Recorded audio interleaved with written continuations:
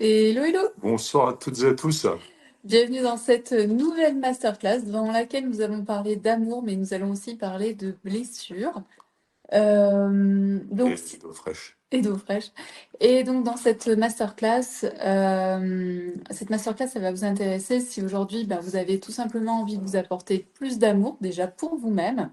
Également, si vous avez envie de rencontrer une belle personne. Et puis, si aujourd'hui vous êtes en couple et vous aimeriez que votre couple aille mieux ou encore mieux, notamment avec une capacité à apporter plus de sérénité, plus d'harmonie dans votre couple. Donc, on va voir tout ça grâce à cette masterclass et on va aller voir certains points qui sont importants. Notamment, je vous expliquerai finalement comment vos blessures conditionnent votre manière d'aimer et également finalement vos rencontres et votre couple. Je vous montrerai notamment un schéma qui va vous permettre de bien comprendre à quoi correspondent les blessures et vous allez voir que c'est quelque chose en fait qui n'est jamais, jamais, jamais expliqué. Alors que c'est la base. C'est ce que je trouve de fou, c'est que dans aucun livre de développement personnel, dans aucune formation, c'est expliqué, alors que c'est la base. Donc quand vous allez voir le schéma que je vous ai préparé, vous allez tout comprendre au pourquoi du comment et surtout pourquoi finalement de guérir ces blessures c'est important et aussi comment ça marche. Vous allez voir, c'est Ouais, parce que la première fois que tu l'as présenté, ce schéma, on avait eu plusieurs retours. Tu sais, là, ouais, ça fait 20 ans que je lis les blessures de l'âme, tout ça. J'avais jamais compris vraiment. Et comment là, ça là marchait. c'était vraiment, vraiment bien. Voilà. Vraiment bien. Donc vous verrez ce schéma. Bien sûr, je vais partir, comme j'ai l'habitude de faire, c'est-à-dire aussi ensuite de mettre dans le concret, c'est-à-dire on va partir de quelque chose qui est très abstrait, qui est un schéma. Et grâce à ce schéma, je vais pouvoir en fait vous expliquer comment se passe une relation amoureuse au travers de ça. Et puis bien sûr, on ira voir finalement comment ces 5 blessures se glissent dans vos relations amoureuses, comment elles se glissent même dans vos relations toutes courtes, hein. Ça peut être amical, ça peut être avec vos collègues, votre patron. Vous allez voir que ces blessures, elles agissent très régulièrement dans votre quotidien. C'est juste qu'elles sont un peu plus visibles dans le couple ou dans les relations amoureuses de manière générale parce qu'on est plus proche de l'autre, il y a plus d'intimité et donc forcément nos blessures à ce moment-là sont un petit peu plus ouvertes, présentes, visibles. Euh, voilà ce que j'avais envie de vous dire. Et aussi, avant d'aller plus loin donc dans le sujet des blessures, donc vous l'aurez compris, ce soir on ne va parler que des blessures et aussi bien sûr un petit peu d'amour quand même. Et, et juste pour vous dire, vous rappeler que jusqu'à ce soir minuit, il y a une offre exceptionnelle sur 5 programmes donc que l'on a fait. Ces 5 programmes, ensuite, ils ne seront plus en vente.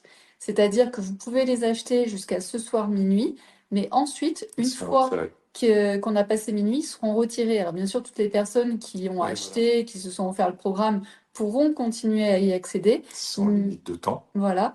Mais les autres, en fait, ne pourront plus y accéder. Donc, c'est pour ça que je vous encourage. On a fait une super promo, moins 70% sur ces 5 programmes.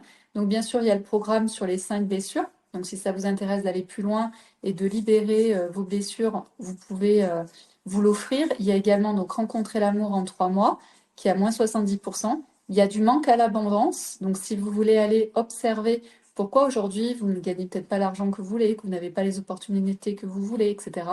Donc, celui-ci aussi est à moins 70%.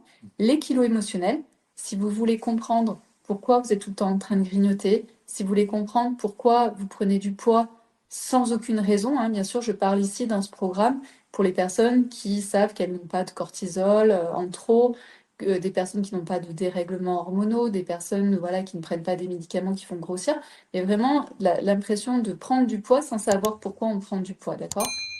Et le cinquième d'ailleurs, qui plaît toujours beaucoup, c'est l'intégrale du féminin sacré.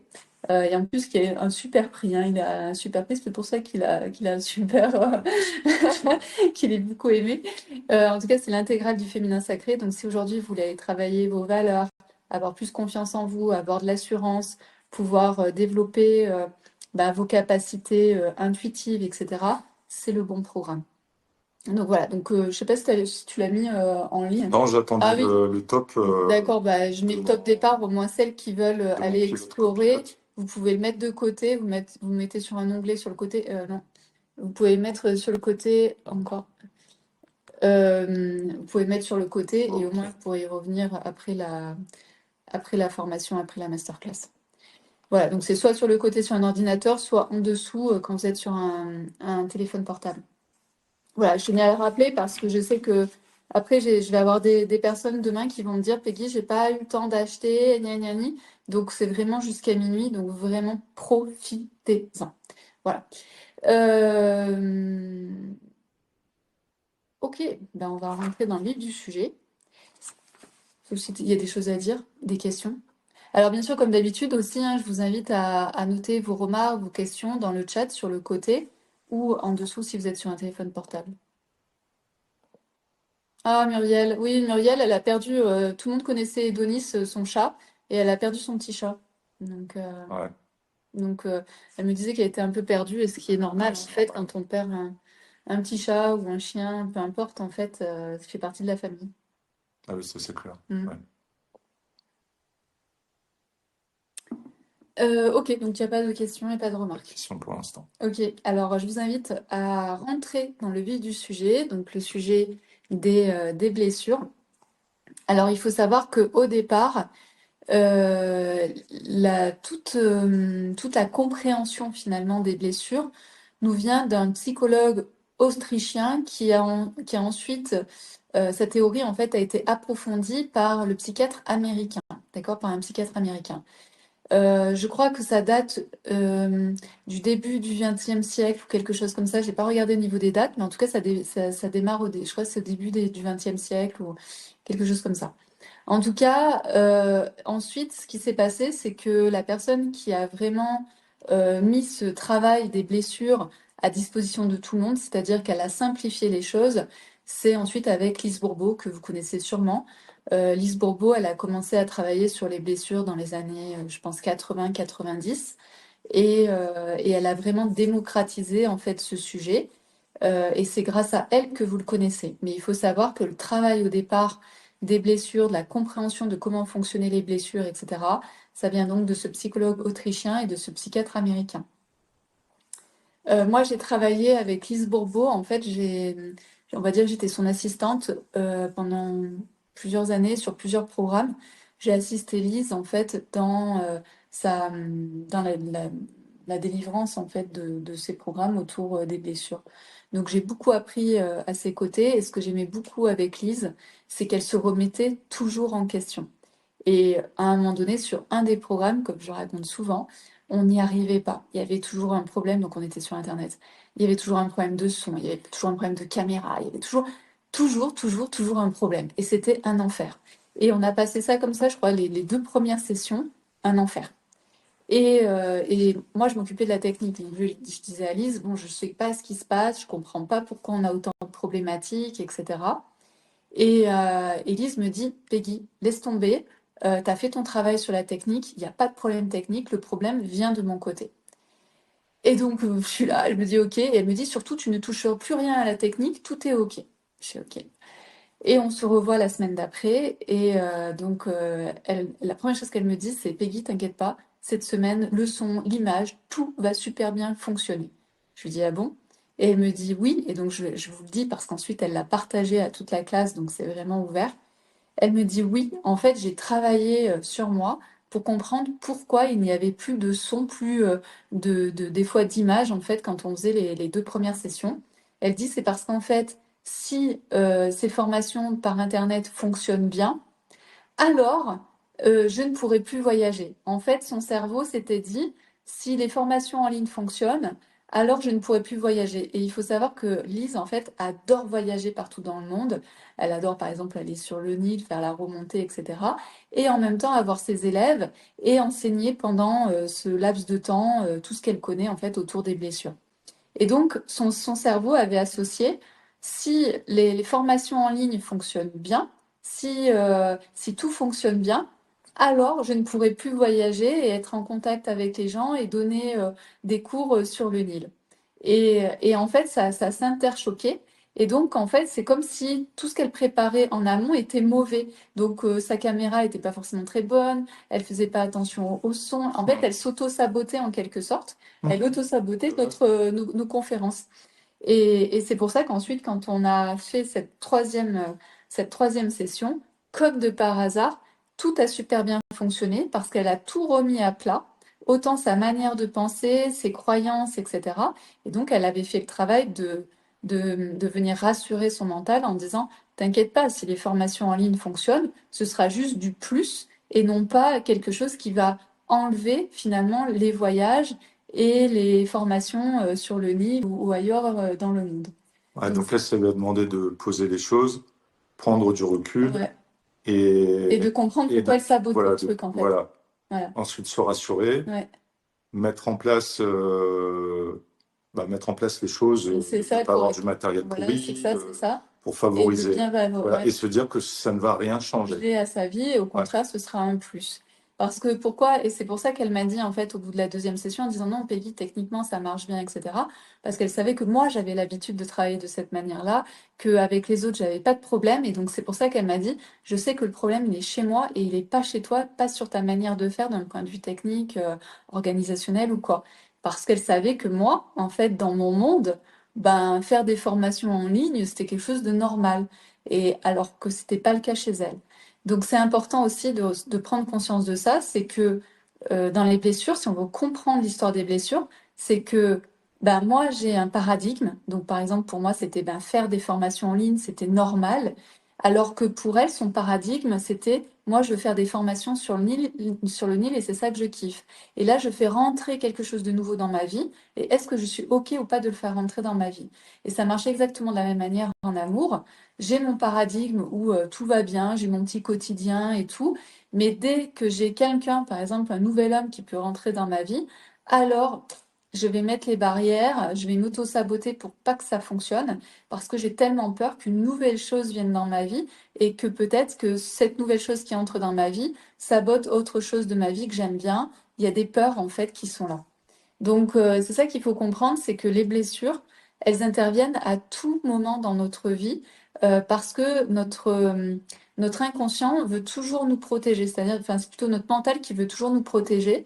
Il a tellement mis de temps à mettre en place des barrières pour qu'on ne souffre plus, hein, parce qu'en réalité, notre mental, ce qu'il veut, c'est qu'on ne souffre pas. Donc, si dans notre petite enfance, on a souffert à cause de quelque chose, eh bien, notre mental va se dire, ouh, il y a un nouveau truc qui arrive, Changement, changement, il danger. y a un danger, il y a une risque de souffrance. Elle, je ne veux plus qu'elle souffre, donc on bloque en fait, on bloque tout. Et c'est ça, en fait, c'est le fonctionnement en fait de nos blessures. Et c'est pour ça que nos blessures, à un moment donné, nous servent parce qu'elles nous permettent de ne plus souffrir, mais en même temps, elles nous desservent à un moment donné dans notre vie parce qu'elles nous empêchent d'avancer, d'aller vers des choses qu'on ne connaît pas, etc., etc. Et je vais En vous fait, l'expliquer un petit peu plus après. c'est un système de protection, mais qui n'a pas de nuance. Ouais, C'est-à-dire qui est tout ou rien, peut-être. ouais, exactement. Et c'est, voilà, ben oui, c'est l'histoire aussi, c'est ce qu'on va se raconter. Euh, alors, il y a quelqu'un qui dit pourquoi j'arrête les programmes. En fait, c'est parce que bah, ce sont des programmes voilà, qui ont, en guillemets, fait leur temps, c'est-à-dire que c'est des programmes qui ont été faits, par exemple, il y a 2 ans, et ben, moi, j'ai évolué comme vous tous. Et il y a des choses, en fait, j'ai juste envie d'aller de l'avant. Je pense que ça sert à rien d'avoir 15 millions de programmes. À un moment donné, il faut ben, savoir avancer, aller vers de l'inconnu, vers de la nouveauté. Et Ouais. c'est le cas pour moi. Bah, Donc, l'idée, c'est pas de faire un supermarché, une grande surface, un ouais, hypermarché. C'est plutôt une boutique bio. voilà, c'est ça. Et donc, voilà, je trouvais que c'était juste. En fait, il n'y a pas de... En fait, il y a pareil, il n'y a pas d'explication rationnelle, mentale à vous donner. C'est, vous savez, c'est ce truc où vous sentez que bah, c'est OK, en fait. C'est OK de passer à autre chose et puis de proposer, en fait, de nouvelles choses. Voilà, c'est on évolue. Euh, je pense que les blessures, c'est un travail de toute une vie, d'accord? C'est quelque chose que l'on a à faire toute une vie parce que à chaque fois qu'on rencontre une nouvelle personne, une nouvelle problématique, ça vient naturellement en fait activer nos blessures. Ensuite, le travail sur nos blessures va nous permettre d'être moins réactive, de mieux comprendre, ah, là, il y a tel problème, je sens que je suis en train de monter en peur, en stress et peu importe, et je sais que c'est une blessure qui vient d'être activée Et donc, voilà, c'est d'y mettre plus de conscience, d'apaiser ces blessures. Mais je pense qu'en réalité, parce qu'on dit tout le temps guérir ses blessures, je pense que ces blessures, elles sont impossibles à... D'ailleurs, Lise Bourbeau pense la même chose. Mm. Elles sont impossibles à guérir en soi, Donc, on par pourrait dire soigner, apaiser, apaiser. apaiser. Par contre, vous pouvez vraiment les apaiser pour qu'elles soient moins réactives. C'est un petit peu comme il y a les personnes qui aujourd'hui n'ont jamais travaillé sur leurs blessures. C'est comme si les blessures étaient complètement ouvertes, comme si ça saignait encore. Les personnes qui ont déjà commencé à travailler sur leurs blessures et qui vont le faire toute une vie, bah, elles ont juste une cicatrice. Alors la cicatrice, elle se voit, mais elle n'est plus douloureuse. D'accord? C'est ça en fait. C'est que vous aurez toujours une cicatrice, mais par contre, au lieu d'avoir une plaie ouverte, Ouais. vous aurez une plaie qui est Et cicatrisée. quand quelqu'un va venir appuyer dessus, bah, ça fera vachement moins mal. Voilà, c'est ça. Ouais. Euh, donc, ma façon de voir les choses, c'est que nos blessures, elles sont là dans notre vie, pas déjà par hasard. Il y a le transgénérationnel. Dans notre famille, on a des blessures qui sont déjà plus ou moins présentes. Et ensuite, quand on arrive sur Terre, on va aussi vivre certaines expériences qui vont renforcer ces blessures-là. On parle de 5 blessures parce qu'en réalité, ça permet que ce soit plus simple. C'est ce que je vous ai dit au début. Lise Bourbeau, ce qu'elle a fait, c'est qu'elle a simplifié, elle a démocratisé les blessures. En réalité, il y a bien plus de blessures. Donc nous, on part toujours sur les 5 blessures qui sont les primordiales, mais il n'y a pas que celles-là. Et le but, ça va être vraiment de pouvoir identifier parmi les 5 blessures principales, les 3. En général, on a vraiment 3 blessures qui sont très très actives et 2, notamment une qui peut ne pas du tout être présente et une autre qui peut être un peu moins présente. Mais en tout cas, ça c'est vraiment important de sentir que on n'a pas toutes les blessures et que ces blessures, elles viennent bien sûr de notre expérience de vie, mais elles viennent aussi de notre transgénérationnel. Donc, je parle depuis tout à l'heure de 5 blessures. Mais j'ai pas dit lesquelles, donc je vais les dire. Il y a donc la blessure de trahison, la blessure de rejet, la blessure d'humiliation, la blessure d'abandon et la blessure d'injustice. Il y a des personnes qui n'ont pas du tout la blessure d'humiliation, d'accord? Donc voilà, il faut juste le prendre en compte, c'est qu'il y a certaines personnes qui vont être touchées seulement par 4 blessures et d'autres par 5. Et moi, dans ce que j'ai pu observer, on est souvent très influencé par 3 grandes blessures dans notre vie. C'est celles qui nous font tout le temps péter des câbles, d'accord? La difficulté, donc, c'est que notre ego, notre mental, ne veut pas reconnaître ces blessures. D'accord? Donc, j'ai aussi des personnes qui vont me dire, ah non, mais moi, j'ai pas du tout, j'ai aucune de ces blessures. Moi, la blessure d'injustice, non, ça n'existe pas. La blessure de rejet, ça n'existe pas. Donc, méfiez-vous pour les personnes qui vous disent, non, moi, j'ai pas de blessure. C'est juste le mental qui est en protection. Souvenez-vous que c'est toujours, toujours de la protection. Donc, ces blessures, c'est vraiment derrière, on va porter un masque qui va permettre en fait de nous protéger d'avoir mal, d'avoir de la souffrance, d'avoir de la douleur. Euh, Après, je l'expliquerai un peu mieux tout à l'heure, mais en gros, dites-vous qu'il y a une blessure qui est activée et derrière, pour ne pas souffrir, on va porter un masque. Euh, et enfin, la chose qu'on doit comprendre aussi, la chose de base que l'on doit comprendre dans les blessures, c'est que c'est une interprétation que l'on a. C'est pour ça que on va, par exemple, avec Mathieu, on va vivre tous les deux la même chose, et pourtant, Mathieu aura son interprétation et moi, j'aurai mon interprétation. D'accord? Les Donc, deux sont justes. et les deux sont justes, Mm. et je parle bien d'interprétation. C'est-à-dire que comme Mathieu, il a ses paradigmes et moi j'ai mes paradigmes, eh bien quand il arrive quelque chose, on va avoir une vision, une interprétation particulière en fonction de la personne que nous sommes. Donc on n'est jamais en train de parler de faits, on est toujours en train de parler d'interprétation. Et ça change tout. Les faits, c'est quelque chose de très descriptif et on peut tous voir la même chose. C'est-à-dire que quand je montre cette tasse, on voit bien que c'est une tasse, que le fond est blanc, qu'il y a des petits chats et qu'il y a des cœurs. Voilà, et les cœurs sont rouges. Ça, c'est des faits. Mais en réalité, moi, derrière, je pourrais interpréter plein d'autres choses autour de la tasse parce qu'elle me permet dans mon quotidien de faire ça et quand je suis bien dans mon temps avec ça. Blablabla. Et Mathieu, lui, cette tasse, elle a toute une autre histoire avec une toute autre interprétation. D'accord? Donc, souvenez-vous que quand nos blessures sont activées, c'est pas la réalité, ce sont pas des faits, ce sont des interprétations qui sont liées à ce que l'on a vécu en arrière.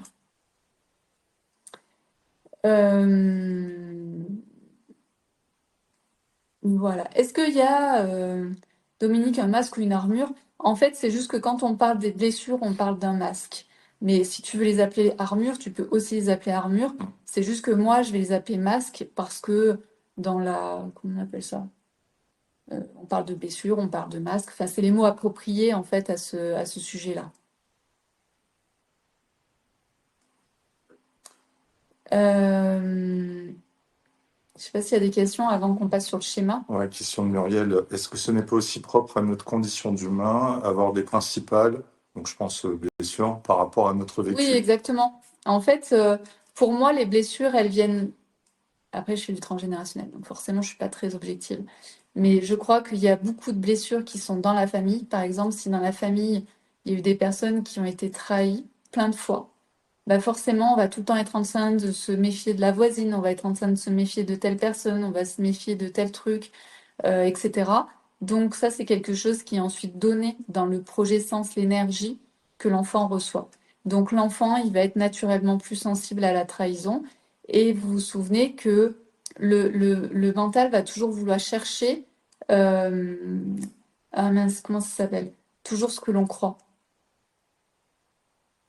Oui, oui, oui. Enfin, non. En fait, on va toujours aller chercher, on va avoir un biais de... Enfin, En fait, de si confirmation. par exemple, je crois que cette tasse, elle est bleue, je vais trouver tous les indices qui vont montrer que cette tasse, elle est bleue.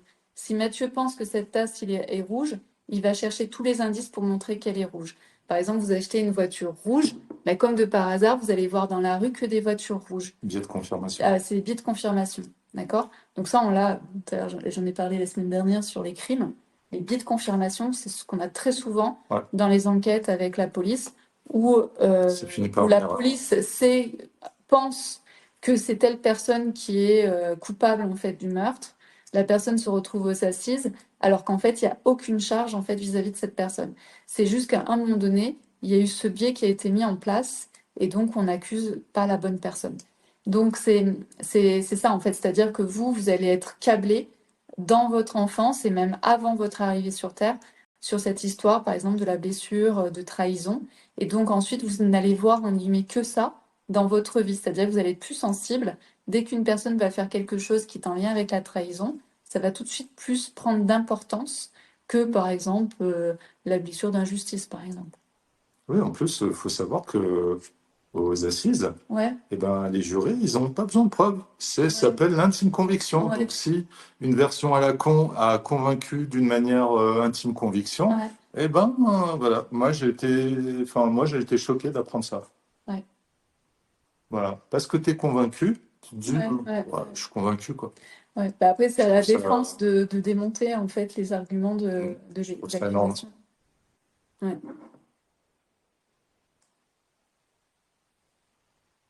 Maryse, j'adore vous écouter. Ah, merci. Euh, J'aimerais me former, mais j'ai besoin d'accompagnement pour ne pas partir dans tous les sens. La période actuelle n'est pas propice pour moi. Mon porte-monnaie va investir dans les cadeaux de Noël. Ouais, ça tombe bien parce que bah, tu proposes ça, quoi. De quoi je propose la réduction? De quoi? Non, bah, même la Ah formation oui, et la pro, formation pro, hein, là, ça pour le vous coup, empêche de pas aller dans tous les sens. c'est ça, c'est un accompagnement. Hmm. Euh, Sylvie, il ne m'a pas été possible de suivre la masterclass de jeudi dans son intégralité. Ce soir, mon PC se coupe de manière inexpliquée. Il doit y avoir une raison liée à ma situation derrière ce dysfonctionnement. Alors ça me fait rire toujours. C'est des biais de confirmation aussi. C'est-à-dire que dans le développement personnel, les gens voient souvent des signes, d'accord? Donc posez-vous la question, est-ce que à quoi ça pourrait correspondre? C'est-à-dire, Sylvie, qu'est-ce qu'elle met derrière tout ça? Et on a rigolé notamment ce week-end. C'est que je disais à suite, j'ai une impression, donc c'est quelque chose que j'ai comme impression depuis à peu près 72 heures. Je Ouais, disais à suite, j'ai l'impression que ça y est, en fait, on va avoir plus de disponibilité pour faire certaines choses, etc. Et je disais à suite, là, j'ai l'impression qu'on va avoir 6 mois, 8 mois un peu plus tranquille et donc plus de disponibilité finalement. Et qu'est-ce qui se passe? Le lendemain, je reçois des messages de gens dont je n'avais pas du tout plus de contact depuis des mois et des mois, voire des années. Ouais. Des personnes qui me disent coucou, ça va, t'es où? On se voit, etc. Et là, je me suis dit, mais comment c'est possible? Et je me suis dit que vibratoirement, les gens ont dû sentir que j'avais en fait de l'espace, de la disponibilité pour les voir. Et donc, ils m'ont envoyé ces textos alors que ça faisait des mois, des années que je n'avais pas eu de leurs nouvelles. Un truc de fou. Voilà. Et c'est pas qu'une ou deux personnes, hein. Ouais. Et dans le même moment. Donc, il y a toujours, en tout cas, quand vous voyez des synchronicités ou ce genre de choses, c'est posez-vous la question, est-ce que ça fait écho à quelque chose que vous vivez en ce moment? Parce que quelqu'un d'autre ne verra absolument pas la même chose que vous. Oui, voilà. Oui, il faut regarder, redémarrer l'ordinateur, peut-être faire la mise à jour, vider les cookies, relancer la box, ou voilà. Ouais, va faire Ouais, déjà, toutes les manips. déjà. Et Maryse dit la formation pro est en distanciel. Tout à fait. Tout à fait. Chantal, est-ce plus difficile de guérir si les blessures sont plus nombreuses et de nature différente? Non, en fait, au maximum, en fait, tu as 3 blessures qui sont vraiment toujours présentes.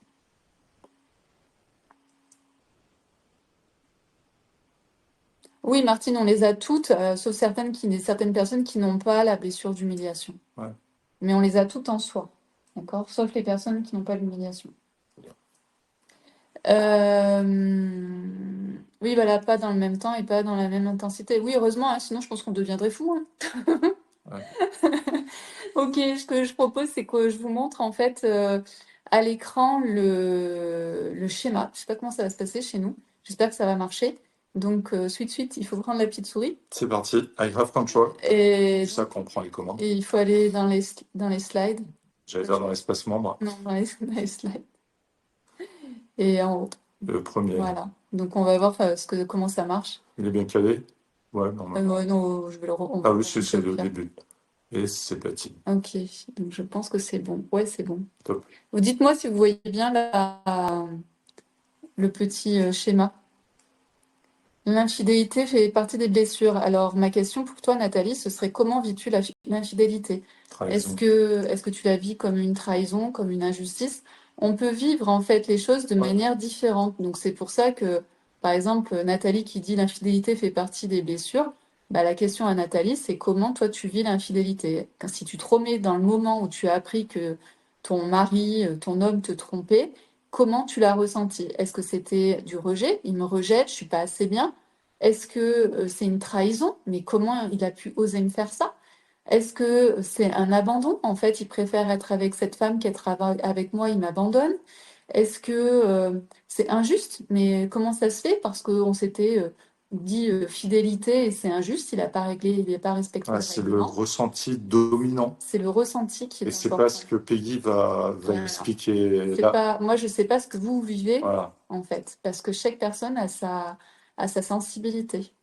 Voilà. Donc, si quelqu'un, vous posez la question à quelqu'un, il vous répond arbitrairement non, en cas d'infidélité, c'est telle blessure, ben, c'est pas aussi faux. simple. Ouais. C'est faux. Voilà. Alors ici, C'est bien est-ce visible qu'on pour voit tout le monde. je sais pas si vous voyez mon curseur, ma souris ou pas du tout. Je pense que ma souris n'est pas visible. Attends, je vais te dire ça, vas-y, bouge. Non, ma souris n'est pas visible. Non. Ouais. Euh, Alors, donc ici, on voit sur le schéma, on voit l'événement, d'accord? Donc, la, ça part toujours d'un événement, d'accord? Donc, euh, il y a quelque chose qui se passe dans votre vie. Ensuite, l'événement va venir toucher une de vos blessures, d'accord? Et ensuite, vous avez votre système donc, qui va se mettre en protection pour que vous ayez le moins mal possible. Et donc, pour avoir le moins mal possible, il va mettre en place une réaction, mais cette réaction, elle va toujours être inappropriée. Et derrière, ça va créer du sabotage. Donc, c'est pour ça que tant que vous n'arrivez pas à comprendre vos blessures, tant que vous n'arrivez pas à apaiser vos blessures, vous répétez tout le temps les mêmes choses. Il se passe quelque chose dans ma vie, il y a une blessure qui est touchée, mon système de protection se met en action, je vais avoir une réaction qui est totalement inappropriée par rapport au fait, et je vais donc me saboter. Et donc, on va voir après avec des exemples de comment ça se passe. D'accord? Je sais pas ce que c'est. Next. Je t'avais vu. Ici, on a en haut, en fait, on voit qu'il y a marqué enfance et on a l'âge adulte. D'accord? Donc, Laisse tomber la suite. ah oui, oui, mais c'est pour moi, c'est Ah oui, plus d'accord. facile. Ça va. Donc là, donc c'est au départ, dans votre enfance, c'est que vous allez vivre un événement, ou comme je disais tout à l'heure, ça peut être aussi donc dans votre famille, il s'est passé un événement. Il y a eu, vous, en tant qu'enfant, vous faites une interprétation, comme je l'ai dit tout à l'heure, hein, on n'est jamais dans des faits, on est toujours dans des interprétations. Donc, au lieu de dire ah, il y a un événement, il y a maman et papa, et ils se disputent. Non, l'événement interprété, ça va être il y a maman, il y a papa, ils se disputent, et puis ça va mal, et puis je vois qu'ils s'aiment plus, puis en fait, nanani, nanana. D'accord? Donc, ça, c'est de l'interprétation, on n'est pas dans des faits. L'interprétation va créer naturellement une blessure, va laisser une sorte d'émotion particulière. Et donc, à partir du moment où il y a la création de la blessure, il y a la création du masque. Et quand il y a la création du masque, donc le masque, c'est ce que disait tout à l'heure, je ne me souviens plus le prénom, l'armure, hein, donc dès qu'il y a le masque qui se crée, dès qu'il y a l'armure qui se fait, eh bien, qu'est-ce qui se passe chez l'enfant? L'enfant, il va perdre de son authenticité, il va perdre de sa spontanéité et il va perdre de sa confiance en la vie. D'accord? Et vous pouvez bien imaginer que quand on est enfant, des événements, des interprétations et des créations de blessures, on en vit un paquet. Après, quand il y a la création de la blessure, c'est juste que la blessure, elle va être réitérée, elle va être à chaque fois euh, appelée. D'accord? Donc c'est pour ça qu'en fait, toute notre enfance, on joue ici et on fait et on refait. Et en fait, on met le câblage au niveau des neurones. Ben, on apprend à jouer tout le temps la même chose. C'est pour ça que dans votre vie, vous répétez tout le temps les mêmes choses et vous ne comprenez pas pourquoi. Parce qu'en fait, on est ici. Il y a des événements, j'interprète l'événement, je crée une blessure, et hop, je repars dans l'événement, il y a un autre événement qui arrive plus ou moins le même, je refais la même type d'interprétation et je renforce la blessure. Et hop, je repars, un autre événement qui ressemble, je fais à nouveau la même type d'interprétation et je renforce la blessure. Et ça, c'est ce qu'on fait dans notre enfance, d'accord? Parce qu'on n'a pas le cerveau qui est fait pour pouvoir prendre du recul. L'enfant, lui, il prend tout au premier degré, d'accord? Il n'a pas la possibilité de prendre du recul comme nous, on a aujourd'hui. Même si, à cause de tout ça, même aujourd'hui, on a du mal à prendre du recul sur ce qui nous arrive. Et ensuite, ce que va faire en fait le mental, c'est qu'il va mettre en place donc un système de protection pour que plus jamais notre blessure, en quelque sorte, qu'on ait mal. Hein, d'accord? Le but, c'est de ne plus jamais avoir mal. Pour notre mental, pour notre protection, c'est qu'on n'ait plus jamais mal. Et ensuite, ce qu'on voit, c'est qu'à force de répéter ça dans l'enfance, eh bien, même à l'âge adulte, on se retrouve avec des réactions qui sont inappropriées et des sabotages. Oui, donc c'est quelque chose qui, une fois que c'est installé, C'est installé. c'est ça. Le programme, c'est pour ça que j'ai mis ici le mise en route du programme de protection. C'est que dans l'enfance, on met en place en fait la mise en route, la mise en place de ce programme de protection que l'on va ensuite rejouer tout le temps, même jusqu'à 90 ans, tant qu'on ne travaille pas dessus. Donc c'est pour ça que c'est hyper important. Là, je vous explique pourquoi c'est important. Donc ici, on est parti sur un exemple. Par exemple, pendant mon enfance, l'événement, c'est mon père, il est absent. Donc en soi, on pourrait juste s'arrêter ici. L'événement, c'est un fait. Mon père est absent. D'accord? On peut se dire juste ça. Mais en réalité, moi, en tant qu'enfant, j'ai pas la capacité à juste dire, il est absent. Non, je vais interpréter que, en fait, comme il est absent, c'est qu'il m'aime pas. On aurait pu avoir une autre type d'interprétation, là, c'est pour l'exemple. Donc mon père est absent. Moi, j'interprète en fait qu'il ne m'aime pas. Et donc, je vais créer ici une blessure d'abandon. Et puis, je vais rejouer ça tout le temps. Hein, parce que un jour, mon père revient, il reste avec moi une semaine, puis il repart à nouveau. Bon, je renforce, en fait, mon père, il m'aime pas. Voilà, mon père, il m'aime pas. Et puis, je vais créer là derrière la blessure d'abandon. Et donc, bien sûr, on va commencer à avoir le système de protection qui va se mettre en place. Et ensuite, vous allez voir qu'à l'âge adulte, je vais continuer à faire des réactions inappropriées, des sabotages de ma vie, notamment ici. en amour. Donc, on va prendre l'exemple. Mon père est absent, j'interprète en fait qu'il m'aime pas. Je fais, donc pour moi, c'est la blessure d'abandon. J'interprète comme un abandon. Je vais donc porter le masque ou l'armure du dépendant. Et donc, par exemple, je vais avoir peur de la solitude. D'accord? Bien sûr, l'enfant, il ne peut pas dire ça comme ça, hein. Il ne va pas vous dire j'ai peur de la solitude. Même vous, vous n'êtes peut-être pas capable de le dire. Mais en tout cas, au niveau de l'inconscient, c'est ce qui se joue. C'est des exemples, hein. Ça peut se jouer de plein de manières de plein d'autres manières différentes. Et donc là, ensuite, je vais avoir plein de choix différents. Donc, si par exemple, donc, mon père est absent, ça veut dire qu'il m'aime pas vraiment, ça veut dire que je développe la blessure d'abandon et que je porte le masque du dépendant. Eh bien, dans ma vie, je vais préférer être mal accompagnée qu'être seule. Donc, ma réaction inappropriée, c'est que je fais pas de choix.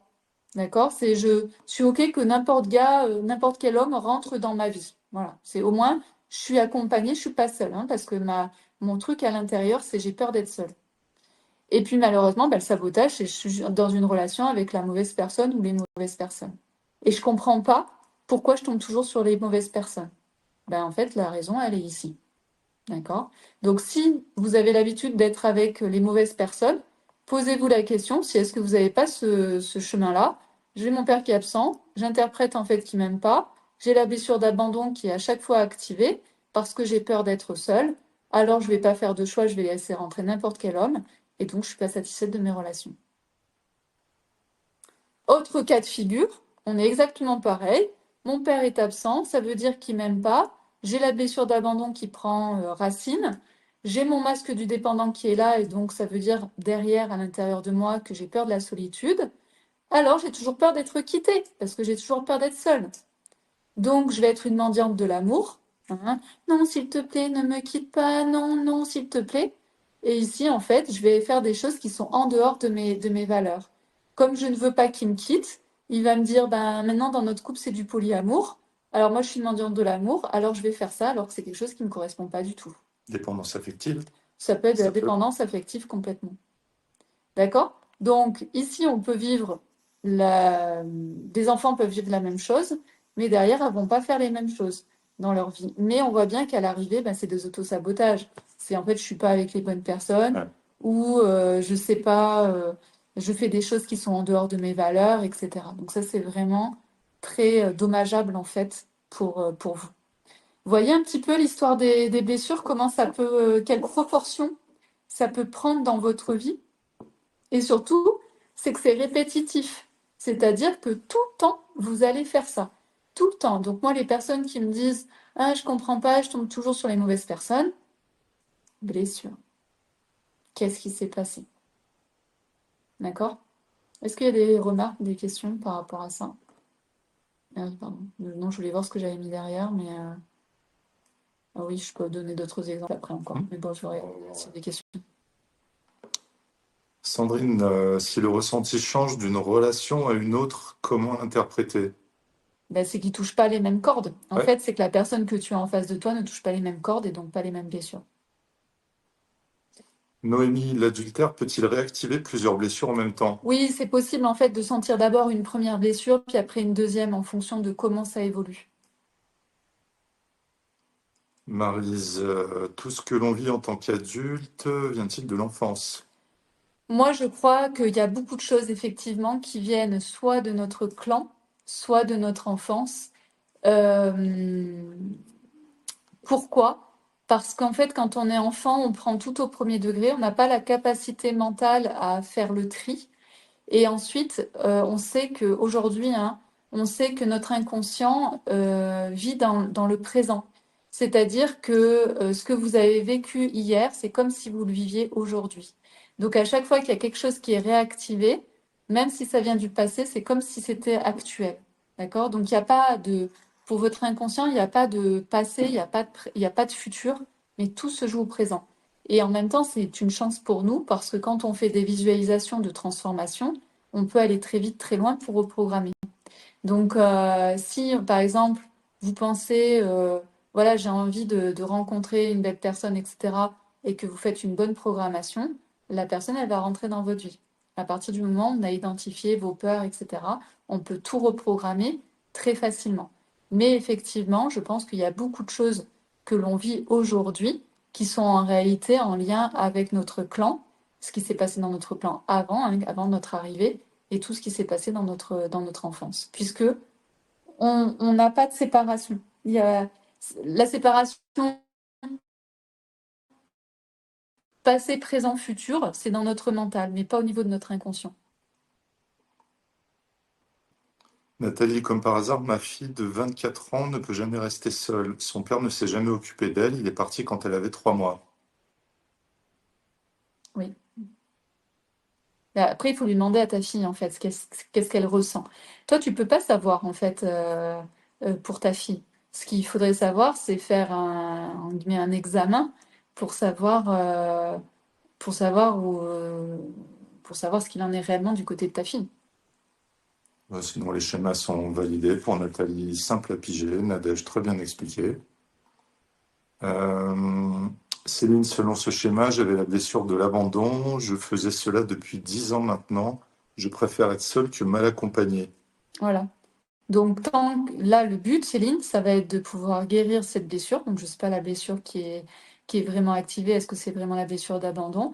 Mais en tout cas, en venant apaiser ta blessure d'abandon, bah, tu vas plus rejouer en fait les mêmes choses. Tu vas plus rejouer les mêmes choses en fait, Ouais, c'est là aussi on peut comprendre tous ces termes de schéma répétitif, de tout ça. C'est en lien avec ça. avec ça, Mm. entre autres. Ouais. Nathalie, il n'y a que moi dans la famille, alors que ma sœur et mon frère ne les a pas touchés. L'infidélité de mon père. Oui, mais on récupère pas les mêmes choses, Ouais. hein. On n'est pas tous sensibles aux mêmes choses. C'est ce que je dis toujours. Vous allez être sensible à quelque chose et ça va vous rendre mal. Moi, ça va pas me toucher. Et il y a d'autres choses auxquelles je vais être très sensible et vous, vous allez pas comprendre pourquoi je suis sensible. On n'est pas tous sensibles aux mêmes choses. Nathalie, non. Euh, Donc, toutes celles qui préfèrent être seules que mal accompagnées, c'est que derrière, il y a une blessure qui est présente. Et ce que vous avez vécu, même si vous l'avez vécu avec 3 hommes, en réalité, ces 3 hommes n'ont fait que réactiver quelque chose qui s'est passé dans votre enfance ou dans votre clan. Ces personnes-là, hein, vos ex, ce sont juste des réactivateurs, hein, je ne sais pas comment on peut appeler ça, mais c'est juste des gens qui viennent activer, Catalyseur. réactiver, qui vont catalyser des choses qui vous appartiennent et qui vous appartiennent depuis très longtemps. Ce ne sont pas eux la cause du problème, eux, ce sont juste des catalyseurs, des révélateurs. Martine, si on est à l'aise avec la solitude, cela veut dire que la blessure d'abandon est moins active. Oui, souvent, en fait, il y a autre chose qui se joue. Donc, effectivement. Après, si tu n'es pas du tout sensible à l'extérieur, c'est plutôt la blessure de rejet qu'on va aller chercher.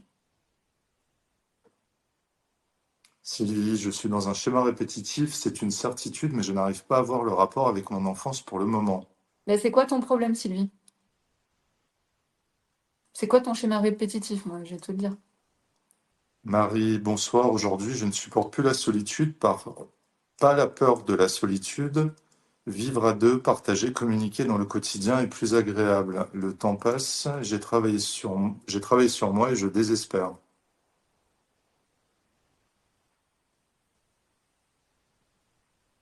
Mais après, je sais pas ce que tu as fait, hein. Ouais. Je sais pas. Noémie, est-ce qu'on peut avoir le package complet des blessures? Bah, je te dis, t'en as au moins 4. Après, techniquement, c'est possible, hein. Tout Ah oui, est... tu peux avoir les 5, Ouais, bien sûr. c'est possible, hein. Françoise, très bien expliqué. Au top ton schéma chouchou. Hum, Nathalie, alors le fait qu'un homme m'aime et moi je casse tout et part malgré que je l'aime viendrait de la peur alors? Oui, il faut aller voir. Bien sûr, ça, À c'est une voir, ouais. protection. En fait, je sais pas quelle est la blessure derrière, mais tout ce qu'on voit et tout le monde le voit, c'est une protection.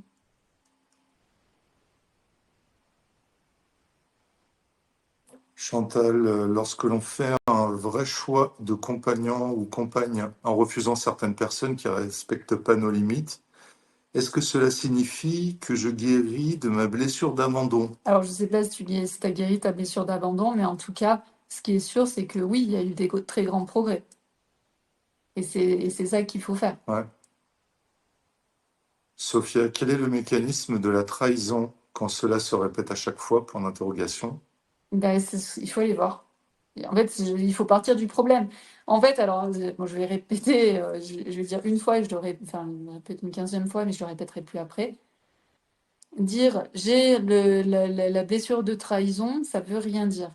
La véritable problème, le vrai truc qu'il faut chercher, c'est quoi votre problématique? C'est partez de votre problématique. C'est quoi votre problématique de la trahison? C'est quoi? Est-ce que tu as ton homme qui t'a trahi avec ta meilleure amie? Est-ce que c'est ton voisin qui t'a dénoncé aux Allemands? C'est quoi? Tu vois, partez toujours de la problématique, sinon on reste, on vole. Voilà. Et en Moi, fait, j'ai la blessure de trahison. on peut jamais, Non, on ne peut pas aller chercher. ouais, on peut jamais aller chercher ce qui va vraiment pas parce que c'est pas concret. Oui, voilà, tant que c'est pas concret, vous Voilà. n'allez pas. En fait, c'est pour ça que quand tout à l'heure, là, je voyais, oui, moi j'ai fait plein de travail, mais je désespère, il n'y a rien qui bouge. C'est qu'il n'y a personne qui est allé chercher sur ta problématique du moment. Personne n'est allé chercher qu'est-ce que tu vis actuellement, qu'est-ce qui t'embête aujourd'hui, pour aller au bon endroit, c'est-à-dire au bon endroit concret. Il faut aller dans le concret, sinon, ça marche pas. Sylvie, toujours des hommes qui ont des problèmes de mal-être et qui se raccrochent à l'alcool. Une fois que je les ai aidés, ils disparaissent. Ok, donc donc t'es la sauveuse, donc c'est sûrement de l'abandon. Après, il faut aller voir, mais c'est sûrement de l'abandon. Merci pour cette réponse d'espoir. Oui, bien sûr, ça peut être de votre mère, ça peut être de plein de choses. Tout ce Ouais. que vous avez vécu dans votre enfance vous marque, en fait, peu importe. Et même les petits trucs. Donc, par exemple... Muriel a dit, recenser nos problématiques peut être un bon début. Ouais, merci Non, mais Muriel. en fait, dites-vous juste, voilà, vous savez pas quoi faire à un moment donné, on allait au boulot, on allait faire aux courses, vous dites, ah, il y a un garage là, je vais aller voir. Mais vous savez pas ce que c'est le problème. Oui, ou tu vas faire tes courses et tu sais pas ce que tu veux acheter. Voilà. Bon, bah, tu vas Mais acheter et il tu comprends pas. pour régler quelque chose, euh, il faut identifier ce qui va pas. Si vous allez voir le médecin et vous vous asseyez là devant lui, vous avez attendu 2 heures et demie ou 4 heures hein, maintenant, et puis vous êtes là en face et puis il va dire alors machin, et vous, docteur, bah, je sais pas. Je vais vous demander c'est quoi vos symptômes. Voilà, il faut que ce soit concret, sinon on peut rien régler en fait. Quand vous allez faire vos courses, vous avez fait une liste de courses pour pas oublier ce qu'il y a à acheter, parce que vous avez identifié qu'il y avait un manque dans votre cuisine. Sinon, vous allez faire les courses, puis bah, qu'est-ce que j'achète? Et là, on est dans du vrai développement personnel, c'est-à-dire pour régler une problématique, Mm. pour améliorer quelque chose. Muriel, si je résume ma problématique, j'étais souvent en couple avec une mauvaise personne, donc j'ai peur d'être en couple, donc j'ai peur d'être abandonné ou rejeté. Mais comment toi tu le vis? Quand tu es en couple, tu as peur de quoi? Qu'est-ce qui est le pire pour toi? Qui s'en aille avec une autre femme, qui s'en aille sans raison, qu'est-ce qu'il y a derrière en fait? Qu'est-ce que tu ressens le plus? Est-ce que c'est de l'abandon ou du rejet? Est-ce que tu te dis, ah mais de toute façon je suis pas à la hauteur pour être avec cet homme qui est si beau, si merveilleux? Moi je sais pas pour vous en fait, c'est vous qui savez pour vous. C'est qu'est-ce que vous ressentez à l'intérieur de vous. Donc, par exemple, ici, dans l'événement, c'est votre partenaire, il vous annonce qu'il part donc dans 3 jours en week-end avec ses potes. Déjà, ressentez ce que ça vous fait. Vous êtes par exemple en Ouais, couple. ouais, jouer le jeu parce que il est bien cet exercice. Voilà. Par exemple, vous êtes en couple et vous avez votre mari qui vous dit dans 3 jours, je pars en week-end avec des potes en Espagne. OK? Donc, certaines, elles vont se dire, oh purée, ça va venir toucher ma blessure d'abandon. D'accord? Et donc, quand ça touche la blessure d'abandon, il va y avoir forcément le système de protection qui va se mettre en place. Donc, je vais être jalouse, je vais avoir peur de le perdre, plein d'autres choses. Et ma réaction qui est inappropriée, c'est je risque de lui faire des menaces, des reproches. Ah oui, mais t'es tout le temps en train de sortir un week-end, t'es jamais avec moi. Vous risquez de lui faire la gueule, vous ne parlez plus pendant les 3 prochains jours. Et donc, en même temps, il faut bien imaginer que vous n'êtes pas seul dans votre bulle, vous êtes en couple. Ce qui fait que quand vous commencez à prononcer des reproches, des menaces ou vous faites la gueule, vous, de l'autre côté, vous allez au même moment activer les blessures de votre partenaire. D'accord? Et là, ça va être peut-être de l'injustice. Oui, mais avec toi, on peut jamais rien faire. De toute façon, je peux jamais sortir, etc., etc. Donc, c'est injuste. Je peux pas sortir. Et donc, l'auto-sabotage, ça fait quoi? Ben, ça va faire des engueulades, ça va faire une coupure du lien, etc., etc. Donc, le but, c'est de comprendre, en fait, qu'est-ce qui vous active? Parce que ça, c'est des choses qui se reproduisent dans un couple où le mec dit ah, ben, je vais partir avec mes potes pendant le week-end en Espagne. Ça va se reproduire plusieurs fois. Donc, vous savez déjà comment vous allez réagir. Qu'est-ce qui se passe à l'intérieur de vous? Est-ce que ça crée tel type de peur? Est-ce que ça crée de la jalousie? Vous avez toujours la même réaction qui va être je vais faire la gueule pendant 3 jours. Et votre compagnon, il a exactement tout le temps la même réaction. Donc, si vous voulez couper cette chaîne, ben, c'est d'apprendre tout ça, c'est-à-dire à prendre du recul et à vous rendre compte en fait que vous êtes touché. Donc par exemple ici, si vous travaillez sur vos blessures et que vous, par exemple, si vous avez toujours ce même type là de schéma et que vous avez envie de faire différemment, ben, la prochaine fois, vous avez votre homme qui vous dit dans 3 jours, je pars tout un week-end avec mes potes en Espagne. Vous savez que vous avez la blessure d'abandon qui est touchée. Et là, en fait, au lieu de rentrer dans votre système de protection, ça va être de dire à l'autre, en disant, tu sais, quand tu me dis que dans 3 jours, tu pars en Espagne avec tes potes pendant tout le week-end, ça active chez moi des peurs, parce que j'ai peur de te perdre. D'accord? Ça fait pas du tout la même chose. Et l'autre en face, donc là, vous, au lieu de faire des menaces ou des reproches, etc., vous allez exprimer ce que vous vivez à l'intérieur de vous. Tu sais, quand tu me dis ça, en fait, j'ai peur. J'ai peur de te perdre, j'ai peur que tu ailles voir une autre femme, j'ai peur que tu me trompes. OK? Ben là, c'est plus clair. Et l'autre, au lieu de se terrer ou au lieu d'activer chez lui d'autres blessures, normalement, s'il a de l'intelligence relationnelle, il va vous dire, OK, je comprends que tu puisses avoir peur, mais en même temps, tu sais que moi, je tiens à toi et que notre couple, en fait, c'est très important. Et en même temps, j'ai besoin aussi de prendre du temps de décontraction avec mes potes. D'accord? Et il va vous permettre, en fait, de créer et de continuer d'avoir une relation, de la communication, au lieu de partir dans des engueulades ou d'en couper le lien qui derrière use le couple et qu'à un moment donné, bah, les engueulades et la coupure régulière du lien vont entraîner une réelle coupure du lien avec une séparation. Ouais, mais Noémie a dit la communication est la base de tout. Mais ça, c'est facile à dire, hein. Ça, c'est des trucs, je sais pas quoi. Ça veut rien dire. La communication, c'est pas la base de tout. La base de tout, c'est de savoir comment on fonctionne, quand est-ce qu'on est activé et comment je peux agir différemment que habituellement, puisque habituellement, ça se transforme toujours en engueulade et en coupure du lien. Donc, comment je fais pour que quand mon partenaire m'annonce quelque chose qui active chez moi une blessure, comment je fais pour agir différemment? Et le différemment, très souvent, ça va être de prendre conscience qu'est-ce qui est en train de se jouer à l'intérieur de moi, c'est quoi les peurs qui sont en train de remonter, ou l'énervement, ou la colère, peu importe, et ensuite de pouvoir l'exprimer tranquillement à mon partenaire. Ça, c'est de la communication. Hein, la communication, c'est pas dans les mots. La communication, c'est bien avant, c'est-à-dire identifier que là, je suis touchée, que là, j'ai ma blessure qui est en train de s'activer, et que là, ben, soit je vais partir en faisant la gueule, soit je vais partir en colère, etc. Donc, comment j'inspire et j'expire pour ensuite pouvoir expliquer à mon partenaire ce que je ressens à l'intérieur de moi. Et en général, quand vous faites ce travail-là, votre partenaire, il va sentir en fait que vous êtes dans votre authenticité, dans votre vulnérabilité, et donc forcément, la communication est toujours présente. L'échange est toujours présent. Je vais plutôt dire échange que communication, parce que ça ne veut rien dire. L'échange reste présent. Isa, mais lui exprimer nos peurs ne démontre pas une dépendance affective et peut lui faire peur et le faire fuir. Non, même tu peux lui dire, en fait, tu te souviens, le fait que mon père n'était jamais présent, en fait, ou que mon père, il ait eu, je sais pas quoi, en fait, si tu as identifié dans ton enfance ce qui a été activé plein de fois, c'est de lui dire, voilà, bon, ben, comme tu sais, voilà, dans mon enfance, j'ai vécu ça, et ben, ça active chez moi, en fait, de la peur. Je sais que tu vas pas en Espagne pour me tromper, mais moi, c'est l'interprétation que j'en fais. Parce que c'est ça qu'il faut dire. C'est, je sais très bien que tu vas pas en Espagne pour me tromper, je sais que tu y vas pour passer du bon temps avec tes potes.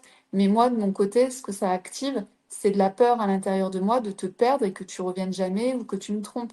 Et donc là, après, votre partenaire peut vous dire, qu'est-ce qui te ferait du bien pour que ce soit moins difficile, moins douloureux pour toi? Est-ce que tu veux que je t'appelle tous les jours?